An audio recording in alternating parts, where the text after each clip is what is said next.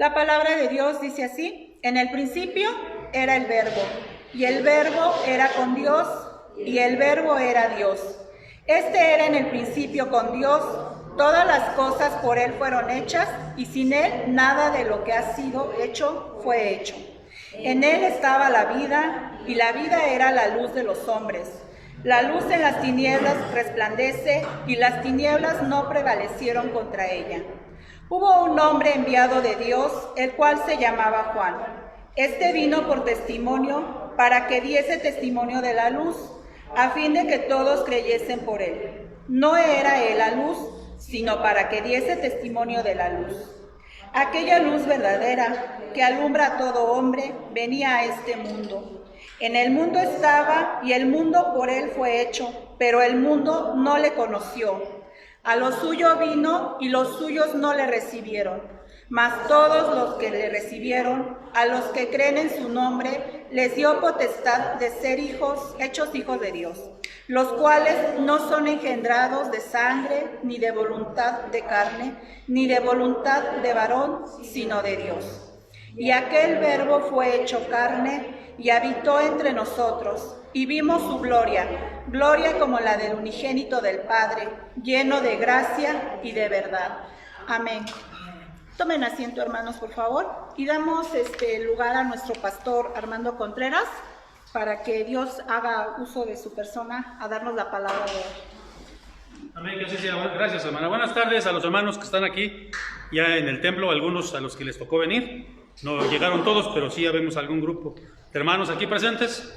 Y también a los que están en casita, a los que son parte de la congregación de nuevo, pero pues también a los que nos ven de otros lugares. Un saludo, hermanos. Bueno, antes de entrar a la predicación, me gustaría que entonásemos un himno ahí en sus lugares. Vamos a entonar el himno 303, y me gustaría entonar solamente la primera estrofa. Himno 303, solamente la primera estrofa. Lo van a poner aquí. Y ahorita vamos a ver por qué quiero que entonemos este himno. Es un himno muy precioso. Los himnos son muy hermosos también, hermanos. Vamos a entonarlo, nuestra hermana Ari nos va a ayudar a entonar este himno. Y bueno, vamos a cantarlo todos, hermanos. Es un himno que no sabemos.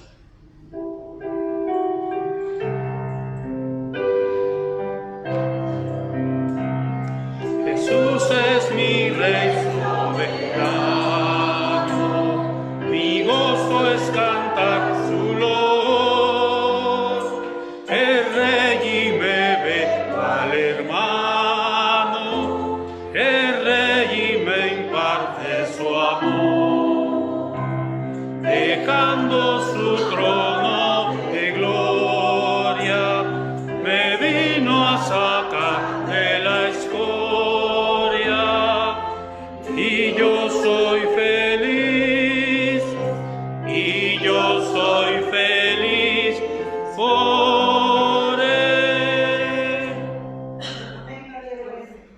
Señor, gracias porque dejando tu trono de gloria, nos veniste a sacar de la escoria, Señor. Eso es lo que dice este himno. Y eso es lo que vamos a estar predicando durante estos días, estos meses. Tu encarnación, Señor.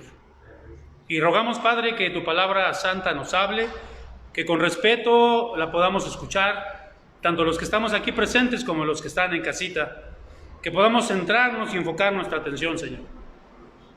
Que nos permitas, Padre, obtener de ella la sabiduría que necesitamos, el consuelo, pero también, Señor, nos confrontes con nuestro pecado. En el nombre de Jesucristo oramos, amén y amén. Pueden tomar sus lugares. Hermanos, estaremos en el mes de noviembre y diciembre, estaremos pues predicando esta serie que se llama así, la encarnación del Verbo. Todos los sermones que vamos a predicar durante estos 2 meses, pues versarán en torno a este tema general, la encarnación del Verbo. Por eso es necesario que en este primero de la serie nosotros podamos ver lo que significó que el Verbo se hiciera carne. ¿Qué significa eso? Lo acabamos de cantar. Jesús es mi Rey soberano, ¿verdad? Él es Rey y me ve cual hermano, dice, ¿verdad? Dejando su trono de gloria. Eso es lo que significa la encarnación. Dejó su trono de gloria y nos vino a sacar de la escoria. Y por eso somos felices nosotros. Eso es lo que vamos a estar viendo, hermanos, durante estos 2 meses, para que ustedes sepan de qué vamos a predicar, cuál es el tema general.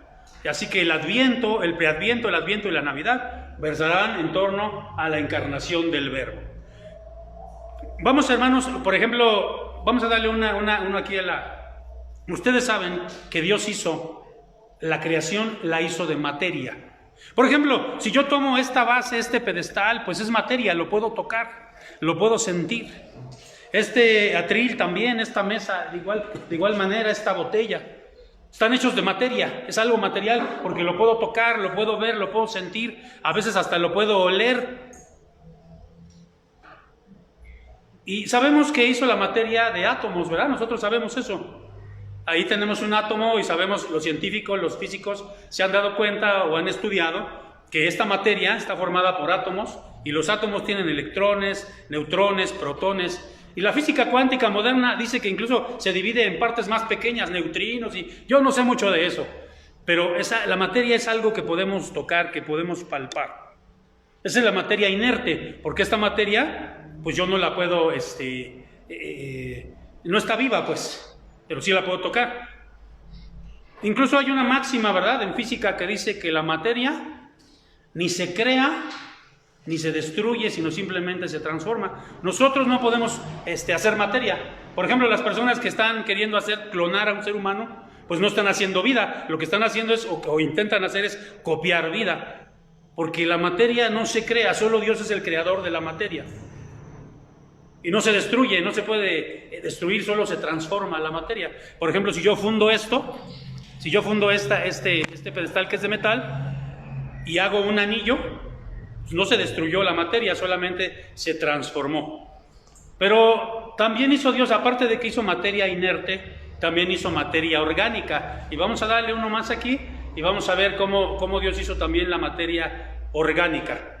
Por ejemplo, yo soy de una materia, soy de materia orgánica, soy de carne, y yo por eso puedo abrazar a mi esposa, a mis hijas, por eso puedo ver volar un pájaro, puedo acariciar un perro, y darme cuenta que esos seres vivos están hechos de materia biológica, y de esa materia viva, pues se hizo no de átomos, pero sí de células, como podemos ver aquí, ¿no? Y las células también tienen sus partes, núcleo, citoplasma, todo esto, ¿no? De aquí también de las células sale el ADN, ¿no? El ácido desoxirribonucleico, que es el encargado de llevar la herencia, ¿no? La genética. Por eso a veces cuando vemos a nuestros hijos, ¡ay, mamacita chula, pues son igualitos a mí, ¿no? Pobrecitos, ¿no? Esa es la genética, porque fuimos hechos de una materia biológica, de una materia viva. Ahora, en contraposición a eso, Dios fue hecho, y vamos a darle uno más, Dios fue hecho, bueno, más bien Dios no fue hecho, más bien aquí lo que dice, miren, Dios es espíritu, y los que le adoran en espíritu y en verdad es necesario que ¿qué? Entonces, en contraposición a nosotros que somos de carne, que somos de materia orgánica, biológica, ¿Dios es qué? Dios es espíritu. Entonces, Dios no tiene cuerpo, no es carne. Dios es espíritu. Y vamos a ir entendiendo esto. Vamos a darle uno más y vamos a ver que para las personas del primer siglo, para los teólogos, para las personas creyentes del primer siglo, para algunos era muy difícil creer que Jesucristo se había encarnado. Y por eso aquí tengo, miren, algunas de las principales herejías. Y una herejía es algo que no está de acuerdo a la Biblia. Todos estos que están aquí fueron herejes, fueron personas que dijeron cosas contrarias a la Biblia. Por ejemplo, los docetas, que era una secta que vivió en tiempos de Jesús, ya desde aquel entonces había sectas. Dice, ellos pensaban que Jesús era una apariencia, un fantasma. Más o menos esta imagen que hay aquí, los docetas eso pensaban. No, Jesús no se encarnó. O sea, sí podemos ver a Jesús, pero es un fantasma. Porque para ellos era muy difícil, era increíble realmente que Jesús se encarnara, ¿no? Por ejemplo, los ebionistas niegan que Cristo haya sido engendrado por Dios y dicen que Jesús solo fue un hombre investido por el Espíritu Santo. Les explico esto. Ellos creían que Jesús fue un hombre normal y cuando llegó a que Juan el Bautista lo bautizara y vino el bautismo del Espíritu Santo, ahí le entró la divinidad. ¿Pero qué implica esto? Que él realmente no se encarnó, ya estaba encarnado, era un hombre ya. Es lo que creían ellos, ¿no? Por ejemplo, el adopcionismo. Había gente que creía así, más o menos muy parecido a lo que vimos. Un simple hombre adoptado por Dios como portador de una gracia divina. Es decir, era un hombre superior a los demás, se le dio una gracia divina pero nada más, ¿no? Los arrianos, ¿qué creía el arrianismo? Jesús no es de la misma sustancia que Dios. Y ellos pensaban esto, ¿no? Que Jesús era de una sustancia inferior a la de Dios.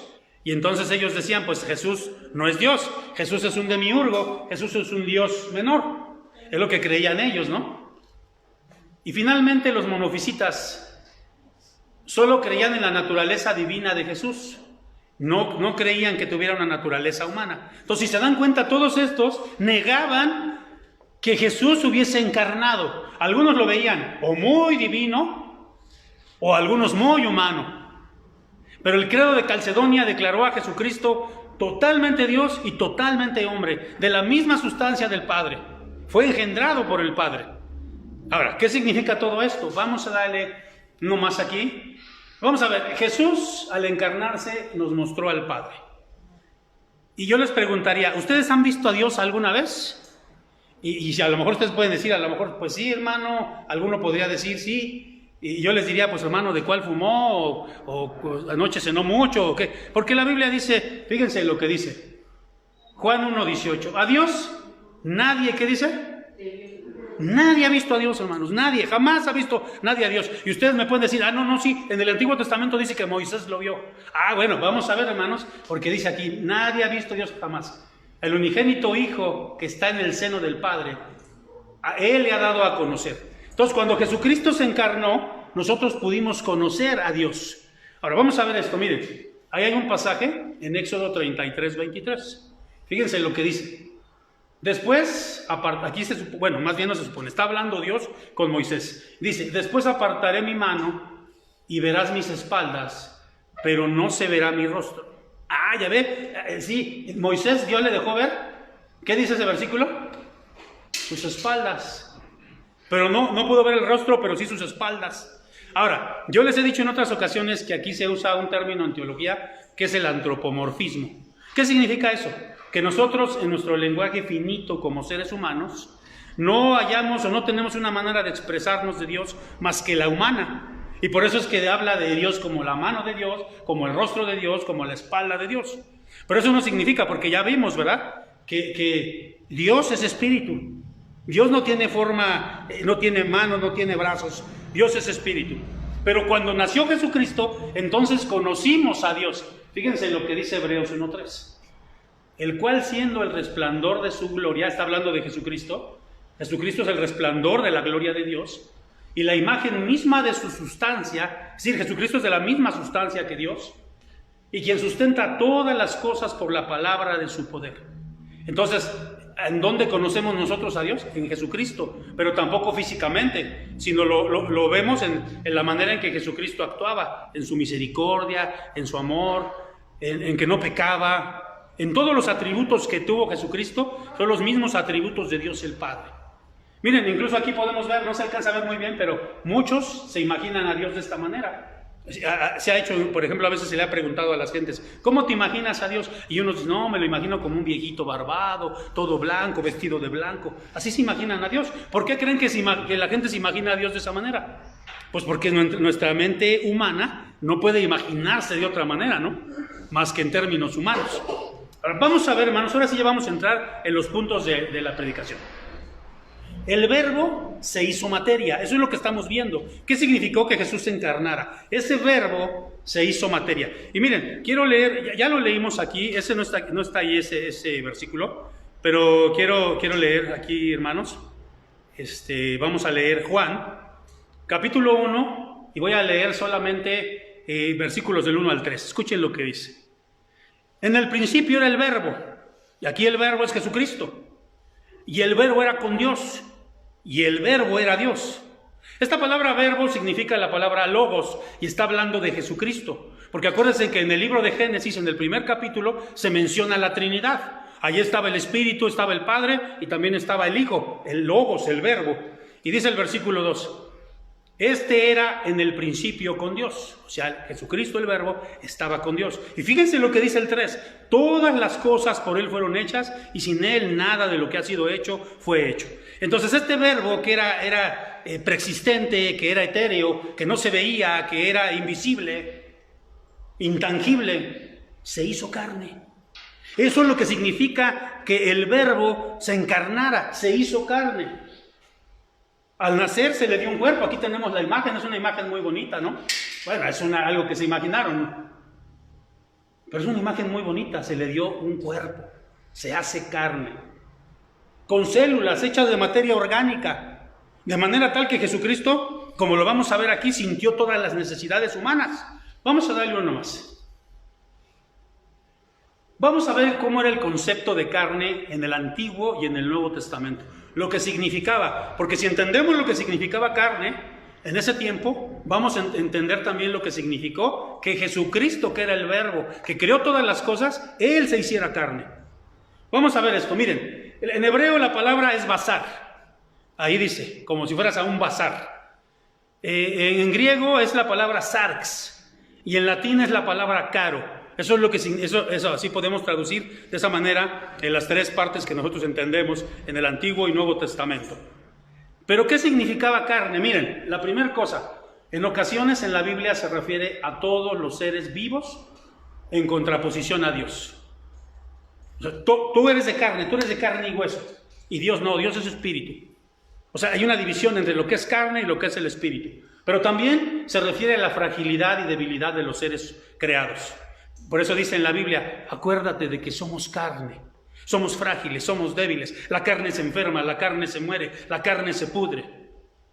Somos frágiles en contraposición a Dios. Pero también la carne en otros textos indica a todo el hombre y toma un sentido peyorativo o pecaminoso. Por ejemplo, imagínense un pedazo de carne, ¿no? Aquí yo les pongo un pedazo de carne. Entonces cuando dicen, es que ese hermano es bien carnal, no es espiritual, es carnal. ¿A qué se refiere? A que ese hermano prefiere las cosas de la carne, prefiere el placer, por ejemplo, prefiere irse al cine que leer la Biblia, por ejemplo, ¿no? Ese hermano es carnal. Bueno, no estoy diciendo que está malo ir al cine, ¿no? No estoy diciendo eso, no se me vaya a malinterpretar. Bueno, entonces, cuando ya entendemos el concepto de lo que es la carne, vamos a darle uno más y vamos a darnos cuenta que la carne de Jesucristo, Él sí fue hecho carne. Biológicamente, fue engendrado. El Espíritu Santo puso un espermatozoide en el óvulo de María. Aunque se oiga vulgar y feo decirlo, así fue. Y él fue concebido 9 meses en el vientre de una madre y obtuvo todos los nutrientes. Y cuando nació necesitó leche, necesitó ser cambiado, lloró porque era de carne. Pero su carne fue sin pecado. Fíjense lo que dice Primera de Juan 3:5. Ustedes ya saben que Jesucristo vino al mundo para quitar los pecados. Y que Él no tiene pecado alguno, dice esta versión. Jesucristo no tiene pecado alguno. Ahora, la palabra carnal viene de carne, ya vimos, ¿no? O sea, ahí por ejemplo, cuando tú le dices a un hermano que es muy carnal, pues porque prefiere las cosas de la carne, ¿no? Ajá, al contrario de espiritual. Yo no sé si ustedes sabían, pero la palabra carnaval, y ya sabemos, hay carnavales en Veracruz, hay carnavales en Río de Janeiro, no sé, en muchos lugares hay carnavales. Bueno, hasta aquí en San Pablo hay carnaval, ¿no? ¿Para qué nos vamos tan lejos hasta Brasil si aquí tenemos un carnaval? Y muchos coinciden que esa palabra carnaval significa carne ofrecida a Baal. Baal era un dios, ¿verdad? Que nosotros sabemos que todos los dioses pues representan la figura de Satanás. Entonces, carne a Baal. Porque ¿qué hay en los carnavales? En los carnavales hay sexo, hay vicios, digamos, una fiesta a la carne. Un carnaval es una fiesta a la carne. Así es. Y entonces nosotros podemos darnos cuenta, como dice aquí la palabra, que la carne de Jesucristo fue sin pecado. No tuvo pecado. Fue una carne. Ahora, vamos a darle uno más. Y vamos a darnos cuenta que era una carne que sentía igual que nosotros. Porque hay gente que dice, ¿no? Bueno, sí, que Jesucristo pues era Dios y por eso pues Él no sentía el dolor. No, ya vimos que sí, Él tuvo hambre, sintió dolor. Ahorita lo vamos a ver. Dice Hebreos 4:15. Porque no tenemos un sumo sacerdote que no pueda compadecerse de nuestras debilidades. ¿Y por qué menciona un sumo sacerdote? Porque en el Antiguo Testamento los que ofrecían el holocausto para redención de los pecados eran los sumos sacerdotes. Solo un sumo sacerdote podía entrar al lugar santísimo. Y aquí dice, por eso está haciendo referencia, no tenemos un sumo sacerdote que no pueda compadecerse de nuestras debilidades, sino uno que fue tentado en todo según nuestra semejanza, pero sin pecado. Miren, aquí me quiero detener tantito. Porque hay gente que dice, es que Jesucristo fue tentado en todo. Cuando la palabra de Dios dice en todo, usa la palabra griega panta, que significa pante, todo significa, panto significa todo. Entonces, yo creo que incluso hubo mujeres que se acercaron a Jesucristo a ofrecérsele a Jesucristo. Porque la Biblia así lo dice, que fue tentado en todo, pero sin pecado. Por eso la película, ¿verdad? Se las he mencionado en otras ocasiones, de la última tentación de Cristo, una película que muchos años estuvo prohibida, era lo que estaba proyectando esa película, ¿no? El hacernos ver que Jesucristo fue tentado en todo. En esa película fue prohibida porque se veía a Jesucristo que se bajaba de la cruz y se casaba con María Magdalena. Pero fue una tentación, nada más. Al final vemos que Jesucristo regresa a la cruz, bueno, es de la película, y muere en la cruz. Él fue tentado en todo, hermanos.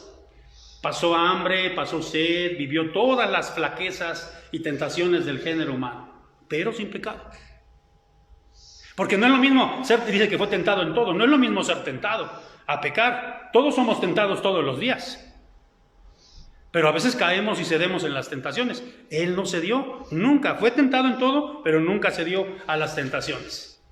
Por ejemplo, ¿qué hizo el Señor cuando tuvo hambre? Allá en el desierto estuvo 40 días sin comer. ¿Y qué hizo cuando el Satanás lo tentó y le dijo, verdad, di que estas piedras se conviertan en pan? ¿Cómo respondió? Escrito está, no solo de pan el hombre vivirá, sino de toda palabra que sale de la boca de Dios. ¿Y cómo responde el hombre cuando tiene hambre? ¿Cómo responde el hombre cuando tiene necesidades? ¿Cómo responde el hombre? Yo no sé, pero muchos de los que estamos aquí cuando tenemos hambre nos ponemos de un humor. Porque somos diferentes. Vamos a darle un humor. Por eso Él nos entiende, ya vimos. Miren, quiero leer este pasaje de Hebreos. Hebreos es un libro de la Biblia tremendo que habla pues del sacerdocio de Cristo.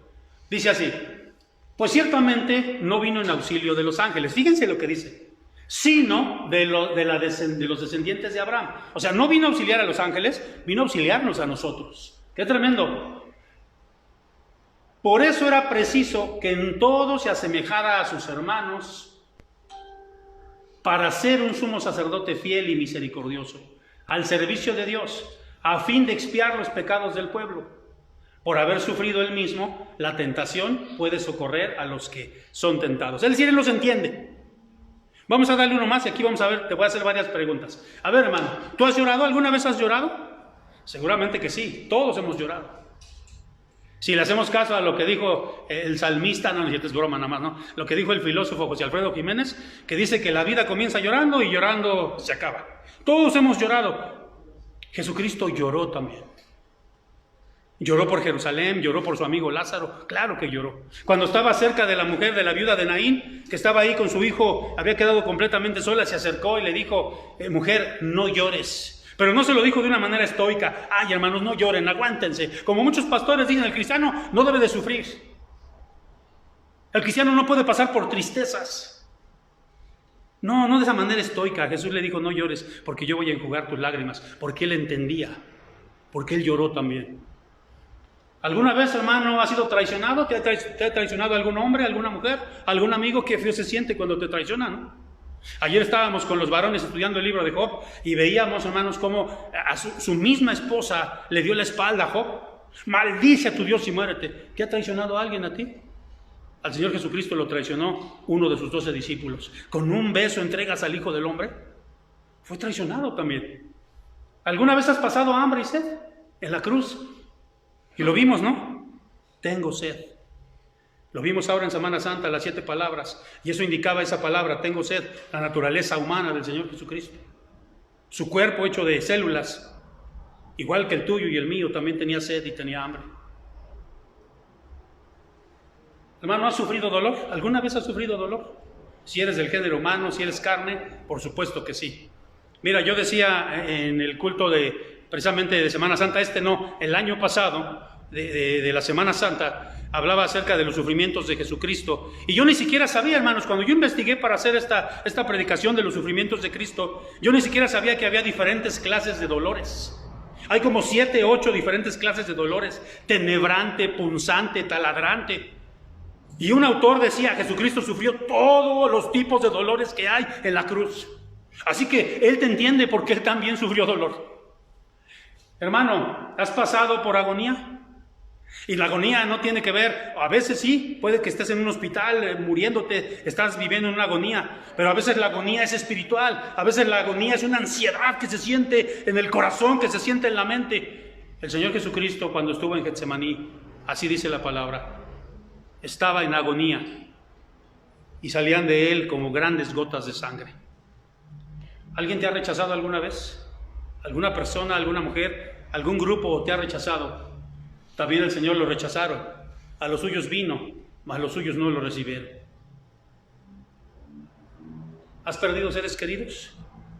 Seguramente que en esta pandemia nosotros conocemos a muchas personas, conocidos, vecinos, amigos, familiares, que en algún momento en su familia hubo un deceso, hubo un difunto. A Jesús también se le murió su amigo Lázaro y lloró por él.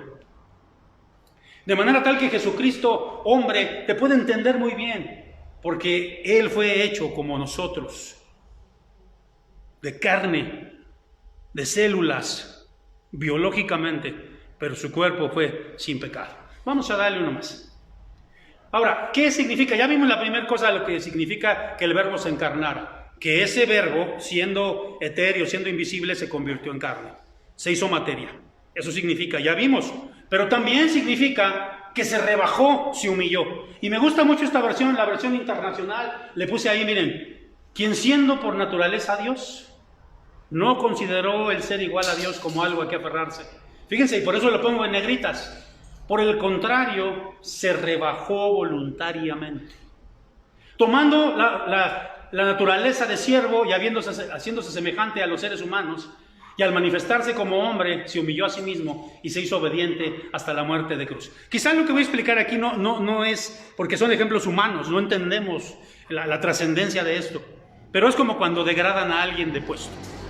Vino un hermano en una iglesia, conocí a su hijo trabajaba aquí en la Ciudad de México, antes Distrito Federal, y él trabajaba en una compañía de computadoras, era muy bueno, había estudiado en la UNAM y tenía una maestría y no sé qué. Y entonces, pero esta compañía de aquí de la Ciudad de México le trabajaba a alguna compañía en el sureste que tenía muchas sucursales. Y entonces él fue para allá, esta compañía le dijo, mira, te quiero contratar, salte de donde estás, vente con nosotros. Y le dieron un puesto de director general de no sé qué cosa en la empresa, lo pusieron hasta acá. Y le dieron su casa, le rentaron casa, buen salario, llevó toda su familia, puso a sus hijas en escuela de paga, todo. ¿Pero qué creen? No dio el ancho, como decimos nosotros. ¿Y qué creen que hicieron con él? De director general de un área, lo bajaron a gerente de una sucursal. Lo degradaron. Y yo creo que la gente que la degrada, no sé si a ti te ha pasado, pero la gente que la degrada mejor se va, porque es algo muy vergonzoso, es algo muy humillante. Y aquí dice que él voluntariamente se rebajó y dice que él se humilló, voluntariamente lo hizo. Fíjate, yo estaba viendo esto, por eso puse la imagen de, ustedes saben quién es este muchacho, ¿no? Y los que se hacen que no saben, pues yo se los voy a decir, es Cristiano Ronaldo, ¿verdad? Este gran jugador. Imagínense que le dijeran a ¿sabes qué? Vas a hacer una película. Y ya sabemos que a este cuate pues le gusta mucho, tiene fama de eso, que es muy vanidoso, muy soberbio. Seguro, pero le dirían, ¿sabes qué? Pero vas a compartir créditos con Messi. Seguramente que diría, sí, bueno, sí, pero que primero salga mi nombre.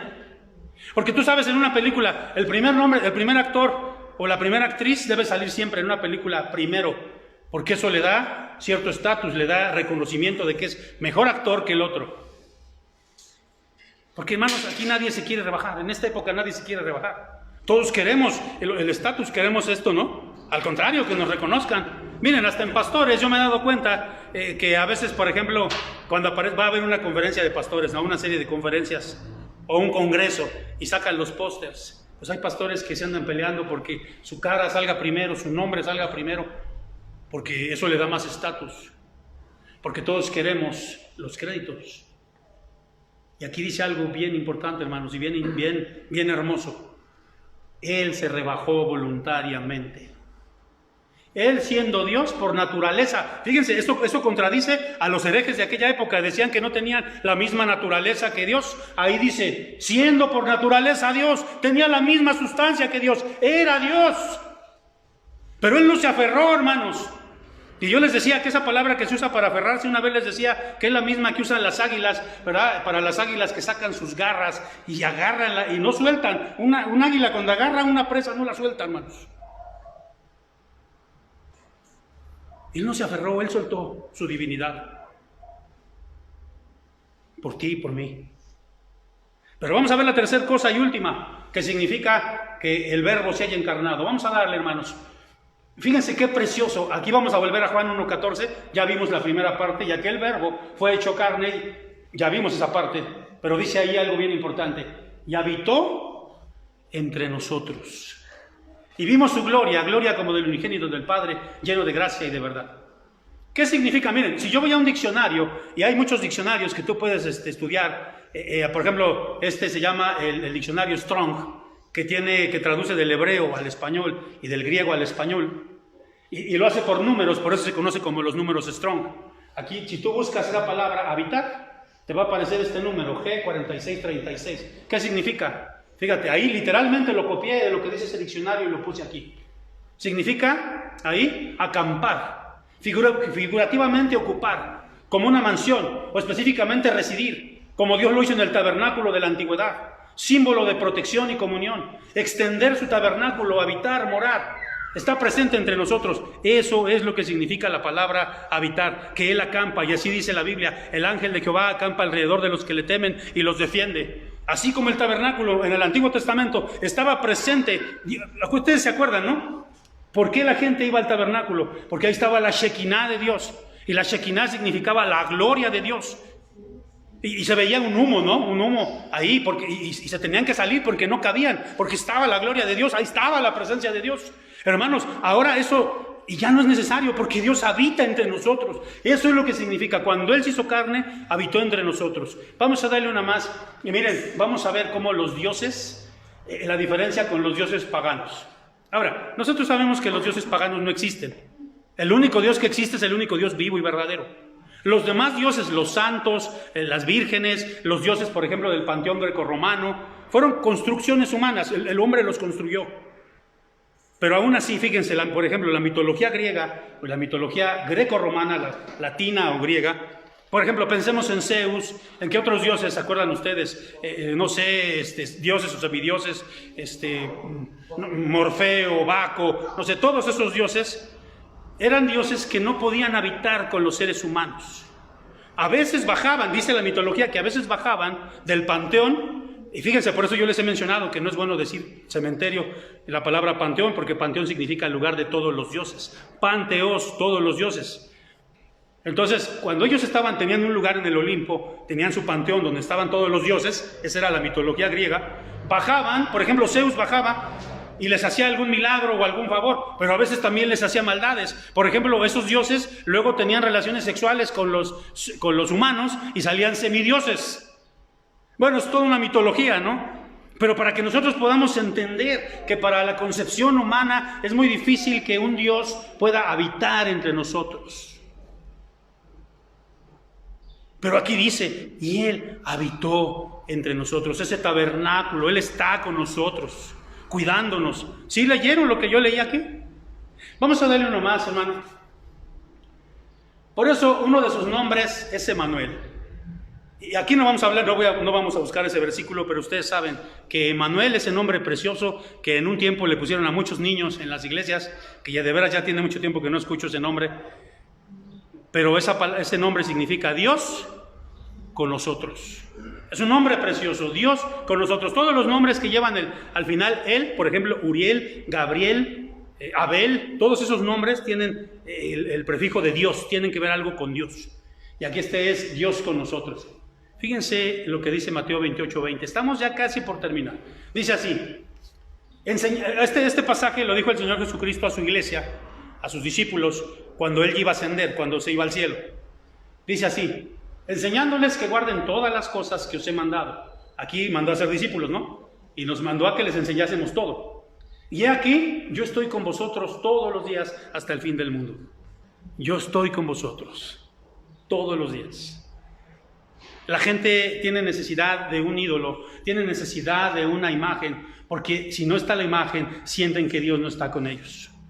Una vez, hace años, en una iglesia que estuve, unas hermanas llevaron a una persona, la invitaron, era una mujer, ella era católica romana, y entonces llegó ahí, y hubo un momento que se salió, y entonces les dijo a las hermanas, no, es que aquí no está Dios, aquí está bien vacío todo, está bien pelón, no hay imágenes, porque la gente quiere ver esas imágenes. Pero aquí dice, yo estoy con vosotros todos los días hasta el fin del mundo.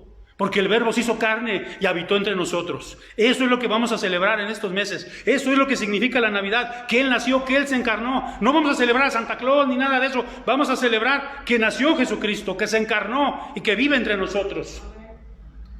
Siempre podemos contar con Él. Se vino a ser presente en medio de nosotros.